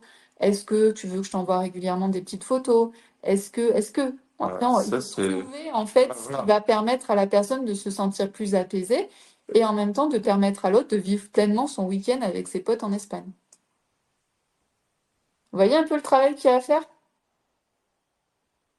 Ça, c'est... Moi, je pense que pouvoir exprimer ses peurs, Ah mais c'est du cadeau pour l'autre. mais carrément. C'est des cadeaux. En fait, c'est donner une grille de lecture Ouais, donc, à l'autre. En fait, c'est lui donner le code pour comprendre certaines choses. certaines de vos réactions qui Voilà. peuvent être exagérées vues de l'extérieur. Donc ensuite, tout dépend avec qui vous êtes. Si vous êtes dans une relation où le mec, Il s'en fout de où vous, ouais. il s'en fout, où c'est une sorte de coloc amélioré, bon bah oui, il n'y aura pas de profondeur, il n'y aura pas grand-chose. Mais si vous êtes dans une vraie relation, et qu'il n'est pas tordu, oui, c'est cadeau. Mm. Parce qu'il va pouvoir comprendre. Mm. Et ça marche dans les deux sens. Et vous allez pouvoir trouver donc des solutions qui vont convenir aux deux. L'autre, il va pouvoir partir dans son week-end avec ses potes, et vous allez pouvoir rester à la maison en étant sereine. Donc c'est ça le but, d'accord? Et en même temps, vous apprenez à votre petit enfant, regarde, en fait, il peut partir en Espagne et ça peut se passer bien et tu peux être sereine. Céline, quand ça arrive et que la communication était inexistante d'un côté, comment faire alors? Quand ça arrive et que la communication est inexistante d'un côté, comment faire? Alors, c'est que non, c'est que t'as pas joué ton rôle. C'est ce que j'ai expliqué jeudi. Je vais juste reprendre 3 secondes pour expliquer. Moi, j'avais une autre approche, mais... Ouais, vas-y, tu donneras après. Vas-y. Mais en tout cas, garde ton idée. Oui. Là, quand on est dans un couple, il y en a un qui va des fois avoir plus de conscience, et je parle pas de conscience spirituelle. Il y en a un qui va avoir plus de conscience sur comment fonctionne la relation. Et celles qui sont ici, c'est vous, d'accord? Et il faut accepter que vous ayez peut-être plus de conscience, plus fait de travail sur vous, et que vous voyez plus facilement les choses. Donc le but ici, ça va être que si vous voyez que l'autre, il ne parle pas, c'est qu'il y a eu quelque chose avant qui n'a pas été réglé, d'accord? Donc c'est à vous de vous exprimer, parce que finalement, l'autre, il communique pas. Qu'est-ce que ça te touche chez toi, Céline? Parce qu'en fait, en soi, qu'est-ce que ça fait que l'autre ne communique pas? C'est que chez toi, ça touche quelque chose. Est-ce qu'il me rejette? Est-ce qu'il m'aime plus? Est-ce qu'il est en train de m'abandonner? Qu'est-ce que ça dit de toi? Il y a des hommes qui sont très taiseux et pourtant tout va bien.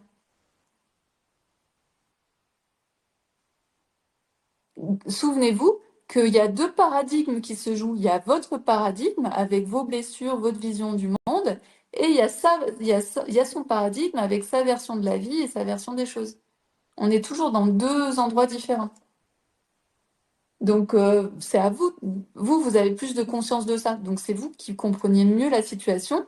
Et comme vous comprenez mieux la situation, c'est à vous de débloquer la situation. Parce que si vous attendez que ça vienne de l'autre, ça ne viendra pas de l'autre. Je vous dis tout de suite, ça ne viendra pas de l'autre. C'est vous. C'est vous qui avez plus de conscience, c'est vous qui avez plus de connaissances. Donc, c'est à vous de trouver les ficelles. Vas-y, je te laisse dire ta version. Moi, je dirais juste que, aussi, peut-être en complément, Ouais. que nous regarde nos critères de départ. Ouais. C'était l'échange, Ouais. pour ne pas dire communication, mais c'était l'échange. Ouais. Donc nous, c'était les critères super importants, Ouais. parce qu'on sait qu'on fonctionne bien comme ça. Ouais. Mais ça a été identifié. Ouais. Donc peut-être que si c'est quelque chose qui pour vous est super important, il faut que ça fasse partie des critères de recrutement dès le départ. Aussi. Oui, tout à fait. Ouais, parce que sinon, on sait très bien que, à un moment donné, dès qu'il va y avoir la moindre embrouille ou les moindres choses qui pourraient être juste désamorcées grâce à de l'échange, il y aura rien qui va être désamorcé. Donc, si la communication, les échanges, c'est important pour vous, il faut que ça rentre dans la fiche de recrutement. Enfin, je le dis comme ça, mais nous, en tout cas, c'est comme ça qu'on a fonctionné et c'était super important. Donc, voilà, après, il y a des choix. Et je vois Sophia, il y a un risque de se faire manipuler, non utilisé contre nous. Alors, Donc Sophia ici, par ces mots, on voit bien qu'elle a une blessure de trahison qui est assez importante. Et si dans ton couple, tu as peur de te faire manipuler, c'est que tu n'es pas avec la bonne personne. Voilà. Tu n'es pas dans une relation saine. Dans une relation saine et authentique, il n'y a pas de risque en fait de se faire manipuler. Parce que sinon, il n'y a pas de couple en fait.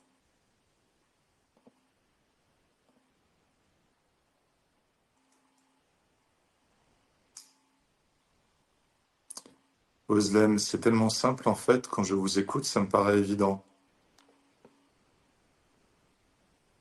Ben, c'est évident, oui et non, quoi. Bah, en fait, c'est évident quand on comprend. Après, dans le quotidien, c'est autre chose. Ah oui, voilà. Donc, j'avais ici, quand on a guéri ses blessures, qu'est-ce qui se passe? Le partenaire, il part 3 jours, dans 3 jours, il part avec ses potes pendant tout le week-end. J'aurai toujours ma blessure d'abandon. Souvenez-vous que ma blessure d'abandon, elle sera toujours activée, hein. Ça, je l'ai à vie. Et donc, sauf que comme j'ai travaillé sur mes blessures, bah, j'ai mon système de protection où il y a moins d'émotions, il y a moins d'intensité, enfin voilà, c'est plus tranquille.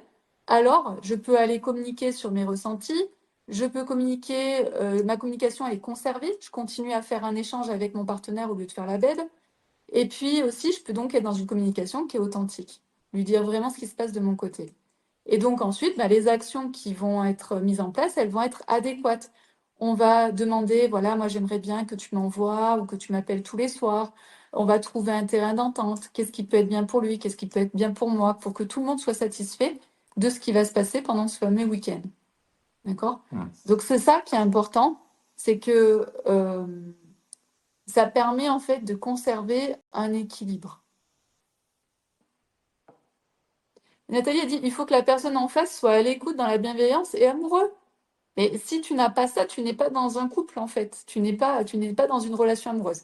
S'il n'y a pas ça, c'est saute du navire en fait. Ne reste pas dans cette relation.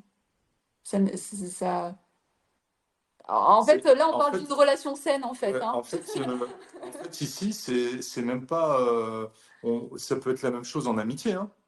Oui, oui, c'est des relations. C'est des C'est des relations, relations hein. saines. C'est Voilà. des relations saines. Bien sûr que si votre patron est un manipulateur, ça ne marche pas, mais rien ne marche en fait avec les manipulateurs, d'accord? Si vous êtes face à quelqu'un qui est un menteur professionnel, tout ça, ça ne marche pas. Ici, on vous parle d'une relation qui est saine, donc avec deux personnes qui ont des blessures comme n'importe qui, mais qui ont des comportements psychologiques qui sont normaux. Voilà. D'accord? Et bon, Alors, on me fait sauter le truc, là. Je sais pas comment on fait. comme ça, hop là, ok. Ok? Là, bien sûr qu'on n'est pas en train de parler de oui, je suis face à un pervers narcissique, un tueur en série ou je ne sais pas quoi, ça ne marchera pas. Nous, on parle vraiment de partenaires avec qui c'est sain et serein, euh, où les deux, en fait, sont OK pour que la relation fonctionne.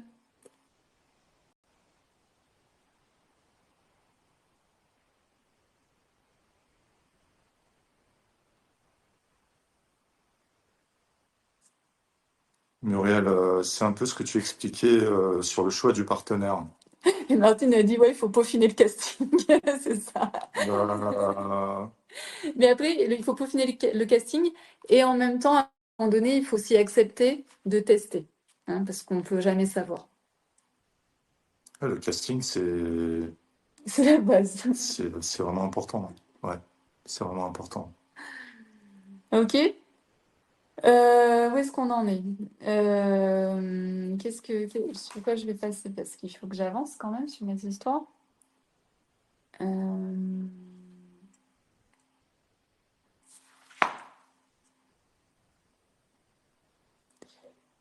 Alors, ici, attends,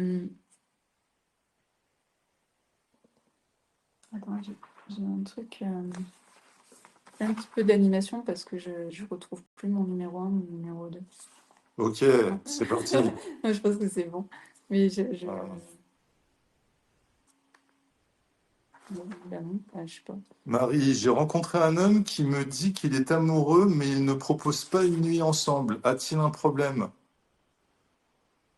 Ben, moi j'ai envie de poser la question, faut savoir ce qu'on veut, hein. Parce que Généralement, on entend toujours, oui, les hommes, ils ne pensent qu'à ça. Oui, les hommes, si. Oui, les hommes, ça. Donc, Je rigole parce que c'est peut-être bon signe, non? parce qu'en fait, nous, Oh. avec Mathieu, on a attendu très longtemps. Donc, D'ailleurs, on attend toujours. c'est pour ça d'ailleurs qu'on est toujours en voyage de noces. Eh ouais. Donc, en fait, a-t-il un problème? Je sais pas, tu peux lui demander si tu peux être dans ton authenticité en disant, voilà, moi je vais vous dire, avec Mathieu, je ne comprenais pas pourquoi je n'allais jamais chez lui. Donc, à un moment donné, j'ai pété une durite. J'ai pété une durite quand même au bout de 5 mois, je crois. Hmm, J'ai pété la durite. hmm. Et voilà. Et en fait, à un moment donné, bah, si vous trouvez des choses bizarres, il faut le dire. Si tu lui poses pas la question, on peut pas savoir s'il a un problème. C'est lui qui va te répondre.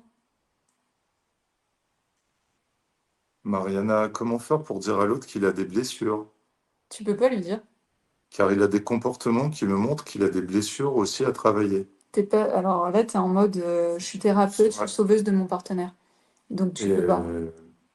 Tu peux pas. Par contre, tu peux lui expliquer que toi, t'as telle et telle blessure et que ça peut faire telle et telle chose dans la relation.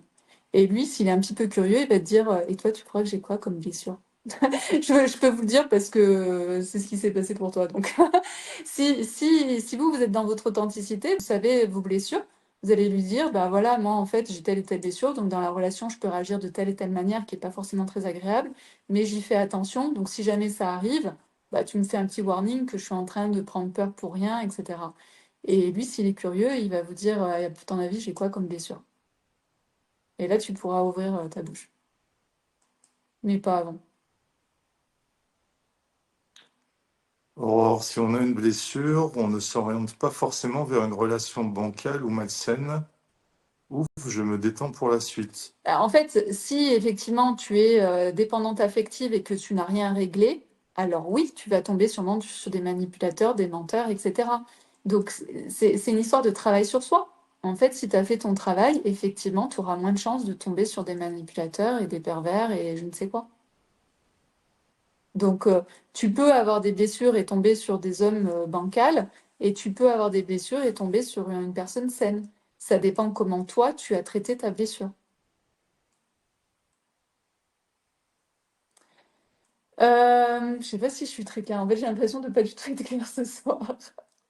Bah, parce que c'est présenté sous un angle concret. Je sais pas.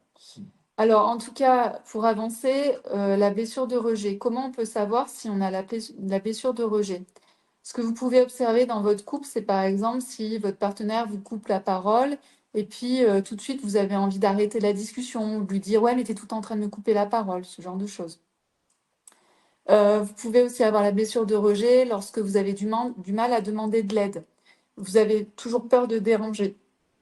Vous avez aussi tout le temps vous êtes toujours en train de fuir, par exemple, l'attachement, d'accord? Donc le rejet, souvent, ça va entraîner des risques de ne pas s'attacher, de ne pas avoir un investissement sentimental.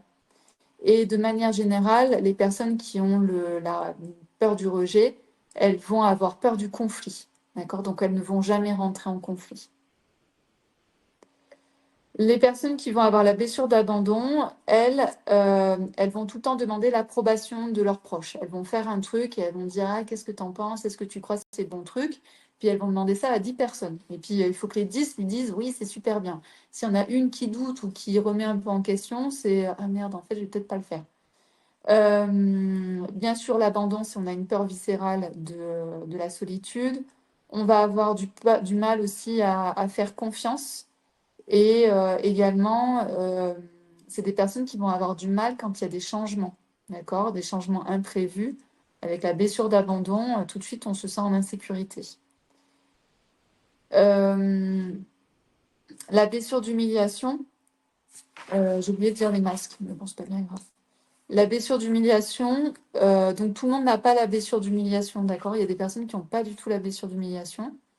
C'est vous recherchez inconsciemment donc des façons à ressentir la douleur, d'accord? Donc c'est des personnes qui sont OK de ressentir la douleur, qu'elle soit physique ou psychique. C'est souvent des personnes aussi qui vont s'auto-saboter, qui vont s'infliger de l'auto-souffrance. Vous savez, les scarifications. Par exemple, les personnes qui se scarifient, elles ont la blessure d'humiliation. Les personnes qui détruisent leur santé, que ce soit par l'alcool, que ce soit par la drogue, que ce soit peu importe en fait par quelle addiction. En tout cas, c'est des gens qui se détruisent. Aussi l'obésité, hein, Mm. d'être trop gros, trop maigre, etc. C'est aussi en fait de la blessure d'humiliation, tout ça. Et vous avez du mal aussi à prendre du temps pour vous et à vraiment profiter. Et puis aussi, vous avez tendance à faire des reproches, d'accord? En réalité, quand elles font des reproches à l'extérieur, en fait, c'est des reproches qu'elles se font à elles-mêmes, d'accord? Donc ça, il faut aussi être capable de le voir. Donc c'est quoi? C'est par exemple les gens qui critiquent toujours. Ouais. Bah, par exemple, typiquement, ce qui est arrivé aujourd'hui, donc je vous ai dit que j'avais des personnes que j'avais pas eu de nouvelles depuis des années qui me renvoient des messages là. Et donc la personne me dit coucou, ça va et tout. Je lui dis oui, ça va. Et toi, qu'est-ce que tu fais, machin? Puis elle me dit ah ben je suis à l'autre bout du monde, tatati tatata. Je dis ah ben c'est cool, profitez bien et tout. Puis elle me dit mais t'es en France? Et je lui dis non, je suis en Andorre. Et puis après elle me fait un message ah mais t'es pas très bien, t'es pas très bavarde. Et je me suis dit mais je me suis dit, mais en fait, pourquoi elle me fait ce genre de réflexion? Et je suis sûre que c'est parce que son mec, la personne avec qui elle est, c'est quelqu'un qui ne parle pas. Donc en fait, je me suis dit, au lieu qu'elle fasse cette réflexion à son mec, elle me fait cette réflexion à moi. Et en fait, bah, tout ça, on voit il y a un problème en fait chez la personne. Pourquoi elle me balance ça? T'es pas bavarde, t'es pas bavarde. Bon. Donc voilà, je me dis ouf. Donc voilà, donc en tout cas, c'est des personnes qui vont souvent faire des reproches et également c'est des personnes ben, qui vont engendrer en fait la blessure d'humiliation. C'est-à-dire que la blessure d'humiliation, si vous avez une blessure d'humiliation, mais c'est pareil, après si vous avez la blessure d'abandon et tout, c'est des choses que vous transmettez à vos enfants. Mais par exemple, l'humiliation, c'est si la personne elle a la blessure d'humiliation, c'est-à-dire par exemple son père lui disait tout le temps, ah tu manges trop, tu vas devenir grosse, tu vas être moche, tu vas être une grosse baleine, tout ça. Donc l'enfant, lui, entend ça. Donc la femme, après, quand elle grandit, ben, elle garde en fait ces mots du père. Et ce qui fait que quand elle a des enfants, eh ben, elle va projeter sur ses enfants exactement la même chose, c'est-à-dire ah mais arrête de manger, tu vas devenir gros, tu vas devenir une grosse baleine et machin, et tu vas être moche. Et donc souvent les blessures, en fait, c'est pour ça que je disais que les blessures sont transgénérationnelles, parce qu'en fait elles se transmettent de génération en génération. On vient pas de nulle part, on vient de l'éducation qu'on reçoit, et très souvent par les parents. Et donc, on va aller chercher, en fait, on va aller vivre les mêmes blessures que nos parents très souvent. Parce que, ben, eux, ils ont l'automatisme, en fait. Et ensuite, on a la blessure donc de trahison. La blessure de trahison, c'est souvent, c'est des personnes, vous avez besoin de toujours tout contrôler, vous avez du mal à déléguer. Également, ça va être des personnes qui vont avoir peur, qui vont avoir du mal qui vont être très impatientes, très intolérantes. Et puis, les relations avec les autres peuvent être très tendues parce que comme c'est des personnes qui veulent tout le temps maîtriser, qu'il a jamais un petit peu de mou, bah en face, ça peut se tendre, hein. Les relations peuvent très vite se tendre avec des personnes qui ont la blessure de trahison. Et enfin, la blessure d'injustice, ben, si vous avez du mal à créer des relations qui vont être chaleureuses, d'accord, l'injustice, c'est toujours assez froid, hein, c'est un peu comme la justice. C'est des personnes qui vont avoir du mal à exprimer leurs émotions, qui vont être un petit peu comme coupées de leurs émotions. Et puis, c'est des personnes qui vont être très exigeantes avec elles-mêmes, donc très perfectionnistes. Et, euh, et puis, elles peuvent aussi hein, l'être avec les autres. Mais d'abord avec elles, très perfectionnistes pour elles-mêmes d'abord. Voilà un petit peu. Je ne sais pas si vous reconnaissez dans certaines blessures, où vous sentez que vous êtes tout le temps en réaction de cette manière-là, que vous agissez toujours de cette manière-là. Euh, voilà. Il y a Annie qui nous dit, après une relation très saine, belle de 38 ans, suite à une trahison, je n'ai pas supporté, pense avoir mal réagi. D'où vient cette réaction peut-être excessive? Et bien, de ce que j'ai tout dit, de ton enfance Ah. ou de voir dans le clan, qui a vécu des trahisons et est-ce que tu as un souvenir de trahison, toi, dans ton enfance? Ça peut être une copine, hein, pas forcément un de tes ex, mais une copine qui t'a trahi ou quelqu'un, t'as dit, par exemple, je dis n'importe quoi, ce qui me vient, c'est, t'as dit un secret à une copine et la copine, elle a répété à tout le monde. C'est une trahison, ça. D'accord? Donc après, les blessures, elles peuvent être de plein de manières différentes.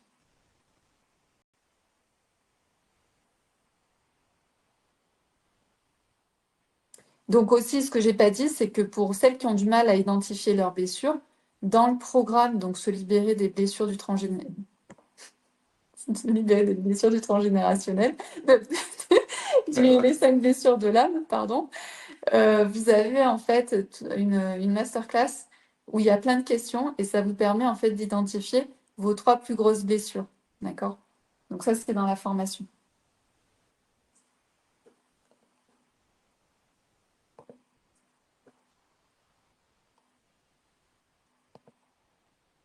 Je vous le remets pour ceux qui sont intéressés. Mm. Ouais, dans le Ouais. lien que SweetSuite vous met, en fait, il y a les 5 formations qui sont à moins 70% jusqu'à minuit. Minuit ce soir Et donc, il y a notamment donc, se guérir des blessures. et on rappelle qu'ils ne seront plus disponibles. Voilà. Martine, est-ce qu'un enfant maltraité développe une blessure de trahison? Ça dépend comment il le vit, en fait. C'est ce qu'on dit depuis tout à l'heure, en fait, c'est tout dépend du ressenti de ce que ça provoque. Mm. C'est Ça dépend précis ce de que je te l'enfant. dis, ouais. Ouais, ouais. Ça peut être du rejet, ça peut être de la trahison, ça peut être de l'humiliation. Donc, ça peut développer plein de choses. Ça peut en développer 2, par exemple. Ça peut ne pas en développer qu'une seule, mais peut-être 2 en fonction du moment, etc. Oui, tu peux te reconnaître dans 4 blessures, mais en général, il n'y en a que 3 qui sont très importantes, qui reviennent tout le temps dans ta vie. Oui, après, si on gratte, bah oui, il va y avoir les 4, Les mais 4 ou les 5. ou les 5, mais d'un point de vue majeur de qu'est-ce qui fait que vous avez par exemple des réactions qui sont Extrêmes. excessives, extrêmes, ben ouais, Et il y en a donc, 3, quoi. ce que j'ai pas fini de dire, mais c'est que forcément, dans une relation, on est 2. Et c'est ça qui est important de comprendre, c'est que on est 2 et que à partir du moment où vous commencez à prendre conscience de comment fonctionne la relation, bah, ça va être à vous, en quelque sorte, de prendre les devants, de vous dire, ah ok, je suis en train de partir un peu en sucette à cause de cette blessure, ah ok, voilà ce que je suis en train de ressentir, ok, on est dans une relation saine, donc je vais pouvoir lui dire ce qui est en train de se passer de mon côté et pourquoi ça va pas. C'est vous qui allez prendre ces devants-là. Sinon, effectivement, vu que sinon les 2 personnes sont ignardes en fait sur le sujet, et forcément, ben, le couple répète tout le temps la même chose, hein. C'est pour ça que vous avez des couples, vous les voyez s'engueuler, ils s'engueulent tout le temps pour la même chose. Et ça commence toujours de la même manière, et le déroulé est tout le temps le même, et la fin est tout le temps la même.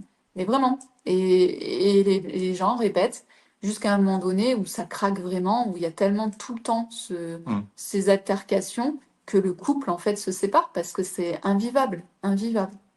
Je pense que et c'est pas parce que un des 2 est malsain, c'est la relation qui devient malsaine parce que ni l'un ni l'autre n'est capable de prendre du recul sur ce qui est en train de se passer. Marie, ça me parle la blessure d'injustice, toujours perfectionniste avec moi-même. Euh, donc on peut avoir plusieurs blessures. Alors, je Oui, sais pas si on est, alors, on va le dire pareil une dernière fois. Il y a 5 blessures. Il y a la blessure notamment d'humiliation, tout le monde ne l'a pas, donc ce qui fait que les gens ont au moins 4 blessures. ouais, peut-être que Marie est arrivée il n'y a pas longtemps, hein. Et il y en a 3 qui sont très présentes dans votre vie en général. Il y en a Ouais. 3 qui sont très présentes dans votre vie. Muriel, est-ce que vous pensez qu'on est en miroir ou pas? Non, non, en général, dans un couple, on va se rencontrer justement par les opposés. Euh, Par exemple, on va avoir le rejet avec l'abandon. Donc le rejet, c'est celui qui est tout le temps fuyant, et l'abandon, c'est dépendante affective. Ça marche très bien ensemble, pour des relations qui sont derrière, qui deviennent malsaines en fait, hein. Donc nous, on est très en miroir, Ouais, mais c'est très rare. ouais. Donc, Moi, je confirme ça. donc c'est plus facile parce que on se comprend plus facilement. C'est-à-dire qu'on va être touché aussi sur les mêmes choses. Il y a des choses qu'on va pas remarquer parce que ça nous choque pas du tout, ça active pas du tout nos blessures. Par contre, il y a d'autres trucs où on va être tous les deux activés parce que ça active la même chose chez nous.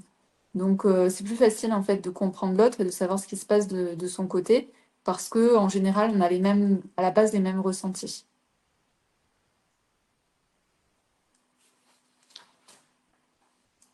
Sherazade, j'ai lu le livre des 5 blessures. Grâce à votre masterclass, je pense avoir compris comment les identifier à partir de l'analyse de notre vécu dans nos relations. Ouais. Oui, voilà. Vous revenez sur toutes les altercations que vous avez pu avoir, mais c'est même des conflits que vous avez eus aujourd'hui ou hier avec une personne de votre entourage. C'est toujours un endroit, en fait, où vous apprenez à cet endroit. Moi, par exemple, ce matin, il y a eu une altercation avec mes parents. J'ai décidé de l'action de la prochaine fois. Je sais ce que je vais faire. Parce que j'ai pris conscience de qu'est-ce qui se jouait, qu'est-ce qui était malsain, qu'est-ce qui me convenait pas, qu'est-ce qui m'activait. Donc après, avec Suti, j'en ai parlé et j'ai dit, voilà, la prochaine fois, je vais agir différemment. Parce que si vous n'agissez pas différemment, la relation se répète, le schéma va se répéter, le truc va se répéter, et c'est infini. Moi, personnellement, je n'aime pas les conflits, pas parce que j'avais une blessure de rejet ou quoi, les conflits m'épuisent en fait. J'aime être dans un endroit calme, j'aime être dans une relation tranquille, saine, sereine, où on peut parler normalement, sans s'énerver. Et donc voilà, donc après, quand vous connaissez vos besoins, ben, vous faites en sorte que ces besoins soient respectés. Et en face, vous n'avez pas forcément des gens qui comprennent ce qui est en train de se passer. C'est pour ça que ce matin, je me suis posée et je me suis dit, OK, qu'est-ce qui déconne à ce moment-là? Pourquoi ça part à chaque fois en sucette? Comment moi je peux agir différemment? Parce que je ne peux pas agir sur la personne. Mais moi, en agissant différemment, ben, naturellement, la personne ne va pas agir de la même manière. Donc c'est ça qu'il faut comprendre, c'est que en face, vous ne pouvez pas demander aux gens en fait de faire le travail. Vous pouvez pas demander aux gens de faire le travail d'analyse. C'est à vous de le faire et de vous dire comment je peux faire pour que la prochaine fois ça ne se reproduise pas. C'est comme ça dans l'aérien que fonctionne le bureau enquête Oui accident. aussi, voilà, Il c'est y a, exactement. il y a un accident, un incident. Le BEA intervient. Ils prennent du recul, ils analysent tout ça et ils se disent, oh là là, ok, d'accord. Et ben, ils font quoi? Ils font un rapport où ils émettent des recommandations de sécurité pour mise en application, pour pas que ça se reproduise. Voilà, Parce que c'est le but, en fait. voilà. Et Donc, dans l'aérien, en fait, il n'y a pas de schéma répétitif. S'il y a un schéma répétitif, c'est c'est assez rare. Et c'est qu'on n'a pas compris le truc. voilà, c'est qu'on n'a pas encore compris. Et moi j'ai travaillé dans la sécurité et je faisais aussi ça, des arbres des causes. Donc c'est une mentalité en fait. L'analyse, c'est une mentalité de OK, on a vu que ça s'est mal passé et c'est OK, hein, ça fait partie de la vie que ça se passe mal. Par contre, ça ne se passera pas 2 fois, 3 fois, 4 fois mal. Hors de question.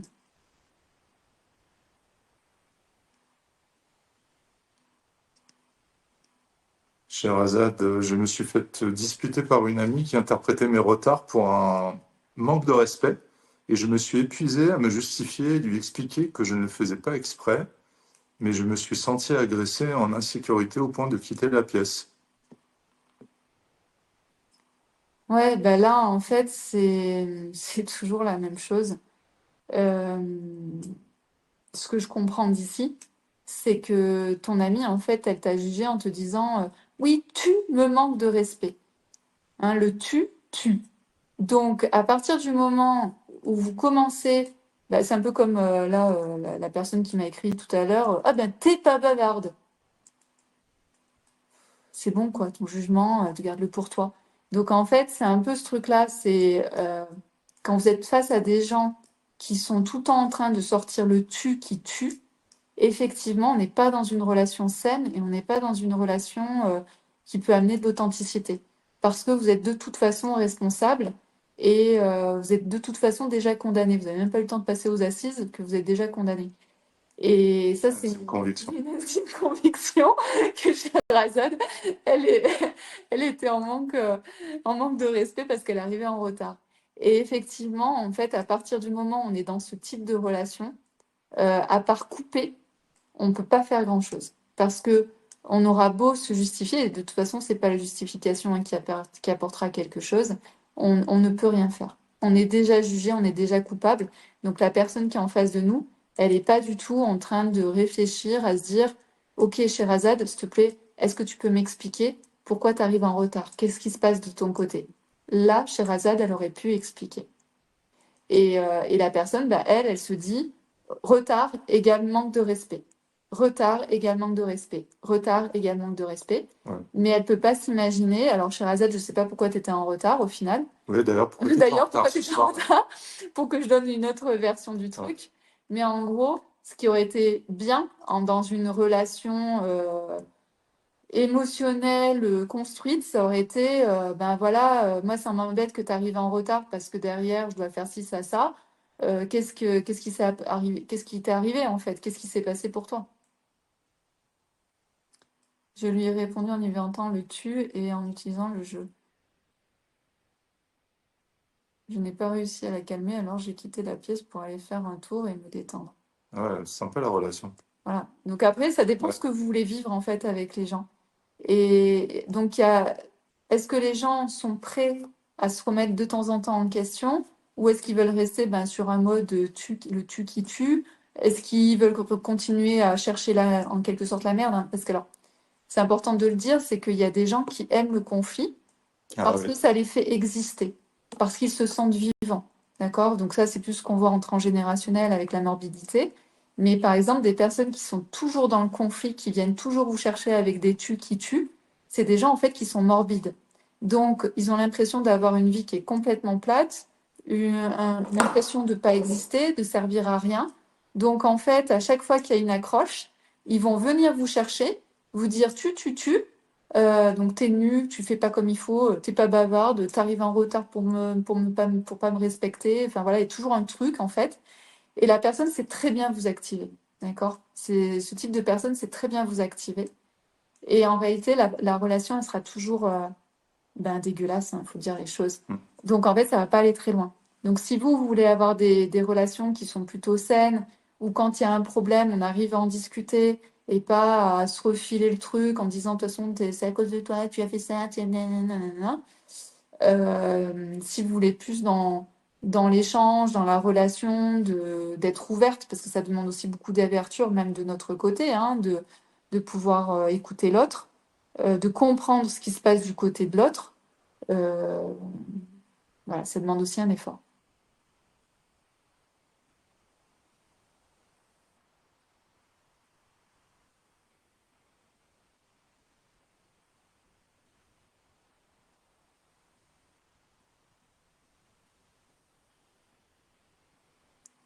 Céline qui répond à Laure. Donc Laure, elle nous disait, oui, mais c'est toujours les mêmes qui font l'effort, l'analyse et qui dépensent de l'énergie pour cette relation. Et s'il nous dit, je suis d'accord avec Laure, dans n'importe quelle relation, quand il y a des désaccords où on essaie de trouver des solutions pour que ça se passe mieux, c'est toujours une seule personne qui doit faire des efforts pour travailler sur soi. Je le vois avec ma mère, relation malsaine, souffrance. Oui, mais là, tu es dans une relation malsaine, donc c'est normal que tu aies l'impression de faire des efforts. Si tu es dans une relation saine, tu vas pas avoir l'impression de faire un effort parce que quand tu vas poser le truc en disant, bah voilà, quand tu fais tel truc, en fait, quand il se passe telle chose, bah, je me sens pas à l'aise, etc. Et j'aimerais bien qu'on trouve une solution pour que ça change et que ce soit différent, bah, il y a l'ouverture à la solution à deux. Quand je dis c'est vous qui êtes consciente, c'est vous qui êtes consciente pour mettre le doigt sur là, il y a un truc qui marche pas.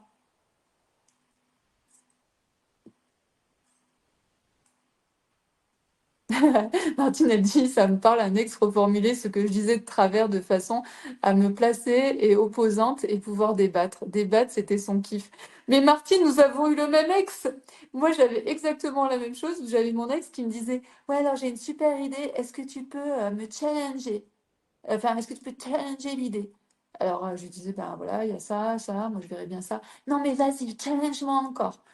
Et là, à un moment donné, je lui ai dit non, c'est bon, quoi. Au bout de quelques années, je lui ai dit, j'en ai marre de challenger tes idées. Mais bon, voilà. Mais, ouais. Qu'est-ce que tu suggères pour avancer sur l'adoucissement des blessures? De faire le programme. De faire le programme parce qu'on travaille vraiment sur la reprogrammation. Je vous ai parlé, en fait, nos blessures, elles sont programmées depuis notre enfance, voire depuis avant notre arrivée dans notre clan. Donc, il faut pouvoir identifier nos blessures, comprendre d'où elles viennent, et ensuite, donc, de faire un travail de reprogrammation. Et c'est ce que je vous propose donc, dans le programme Guérir ses blessures de l'âme. Mais c'est moi, je ne me suis pas trompée. Ok, bah, très bien. Moi, j'ai fini de vous partager euh, ce travail autour des blessures. Euh, Donc, vous voyez que c'est un peu plus, que ça commence, entre guillemets, à être un peu complexe quand on va plus loin et surtout quand on va dans le concret.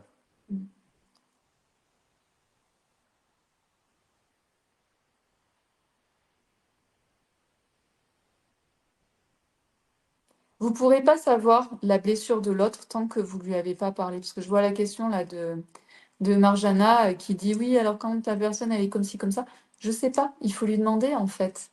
Euh, il faut lui demander en fait qu'est-ce qu'il y a derrière quand il y a un non.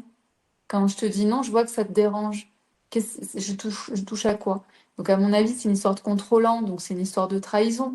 Mais moi, je la connais pas, cette personne. Donc, est-ce que c'est vraiment ça? J'en sais rien. Mais la question, c'est vous.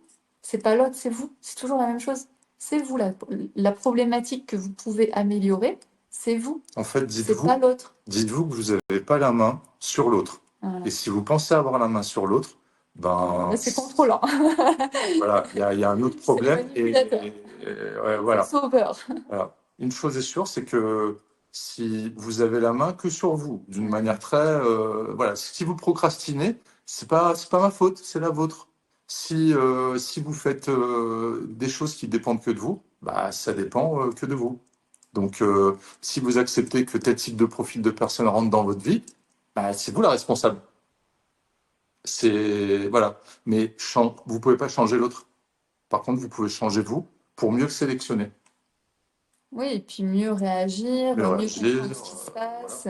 Mais vous aurez, et puis vous, de toute façon, en changeant, naturellement, ça va changer les réactions de l'autre. Ouais. C'est une obligation, en fait. Voilà. Ça, c'est sûr, ça, c'est garanti. Mais d'inventer des trucs sur l'autre, c'est une projection, c'est une interprétation. Ce n'est pas la réalité. Donc revenez dans votre propre réalité, faites un travail sur vous, hein, le développement personnel, Ouais. c'est pas tout le monde. C'est pas, Donc c'est pas l'autre, hein. c'est la vraie personne sur laquelle vous pouvez agir, c'est sur vous et pas sur l'extérieur. Et en agissant sur vous, naturellement, et ça je vous le garantis, ça va changer des choses à l'extérieur. On ne sait jamais vraiment trop comment ça va agir, mais c'est sûr que ça va agir sur l'autre.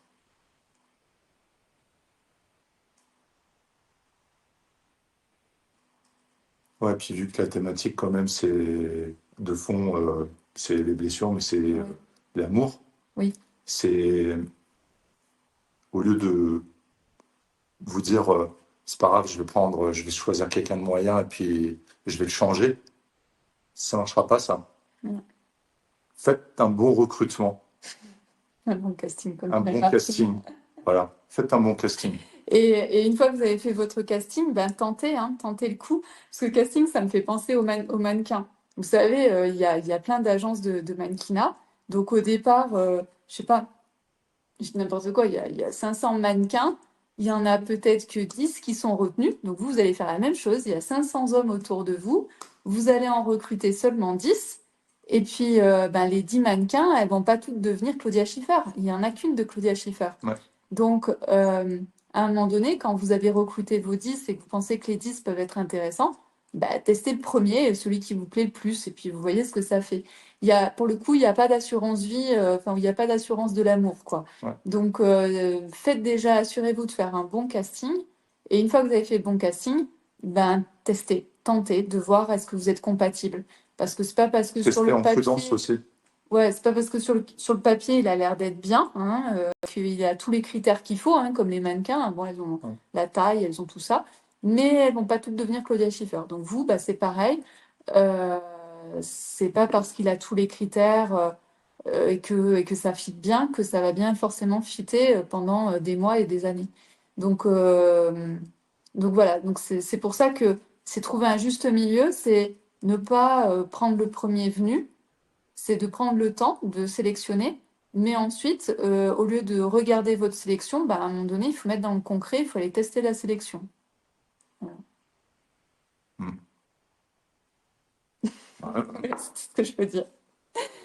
Euh, Nathalie dit, vous faites des rendez-vous seuls? Non, je fais plus de rendez-vous en individuel aujourd'hui. Euh, C'est comme dans le catalogue de la Redoute, cherchez l'homme de votre vie. Euh, Voilà, donc voilà ce qu'on avait envie de vous dire pour ce soir. Je pense que j'ai rien oublié. En tout cas, vous pouvez profiter donc jusqu'à minuit de la réduction de moins 70% donc sur les 5 programmes qui seront ensuite plus du tout en vente sur la boutique, sur le site. Ouais, donc on précise qu'il y a des gens qui comprennent pas toujours, c'est ils ne disparaissent pas pour les gens qui les ont. Oui, Voilà, je précise. ouais. Voilà, Oui, c'est c'est juste juste qu'ils qu'ils ne seront sont plus plus achetables. proposés Voilà, vous ne sur pourrez le plus les site. acheter. Voilà. Et donc, il y a à 70%, il y a rencontrer l'amour en 3 mois, il y a les blessures, tout ce qu'on vient de faire ce soir, si ça vous a intéressé, il est en réduction et il est vraiment pas cher. Il y a l'intégrale du féminin sacré, il y a l'abondance, donc du manque à l'abondance, et le programme sur les kilos émotionnels. Voilà, Ouais, très bon. Redoutable. voilà. Voilà. Muriel, allez les filles, on va faire la Starac du partenaire. Voilà. Mais oui, tout à fait. Ceux qui sont à la Starac, imaginez, je sais pas combien il y a de personnes, de candidats. Il y a peut-être 10 000, 15 000 candidats. Il n'y en a que 10. Enfin, je sais pas combien ils sont. Puis à l'arrivée, il n'y en a plus qu'un. Et les disques du gagnant ne marchent pas forcément. Oui, aussi, oui. Voilà. Aussi. Qu'est-ce que vous voulez au niveau des masques? Dire les masques, mais je pense que ça sert pas à grand-chose en fait. Dans la blessure du rejet, vous avez le masque du fuyant. Dans l'abandon, on a le dépendant. Dans la, dans l'humiliation, on a le masque du masochiste. Dans la trahison, le contrôlant. Et l'injustice, c'est le rigide. Régime, procédure. De qui tu parles? Alors, moi, des fois, j'ai des procédures, des fois, j'en ai pas. C'est Ça ça, dépend. ça dépend. Ça dépend. Vario positif, le train rentre. Vous allez sur 1. Hmm. Ok. Et, Merci beaucoup d'avoir été là. et puis, à bientôt pour une prochaine Et masterclass. carrément.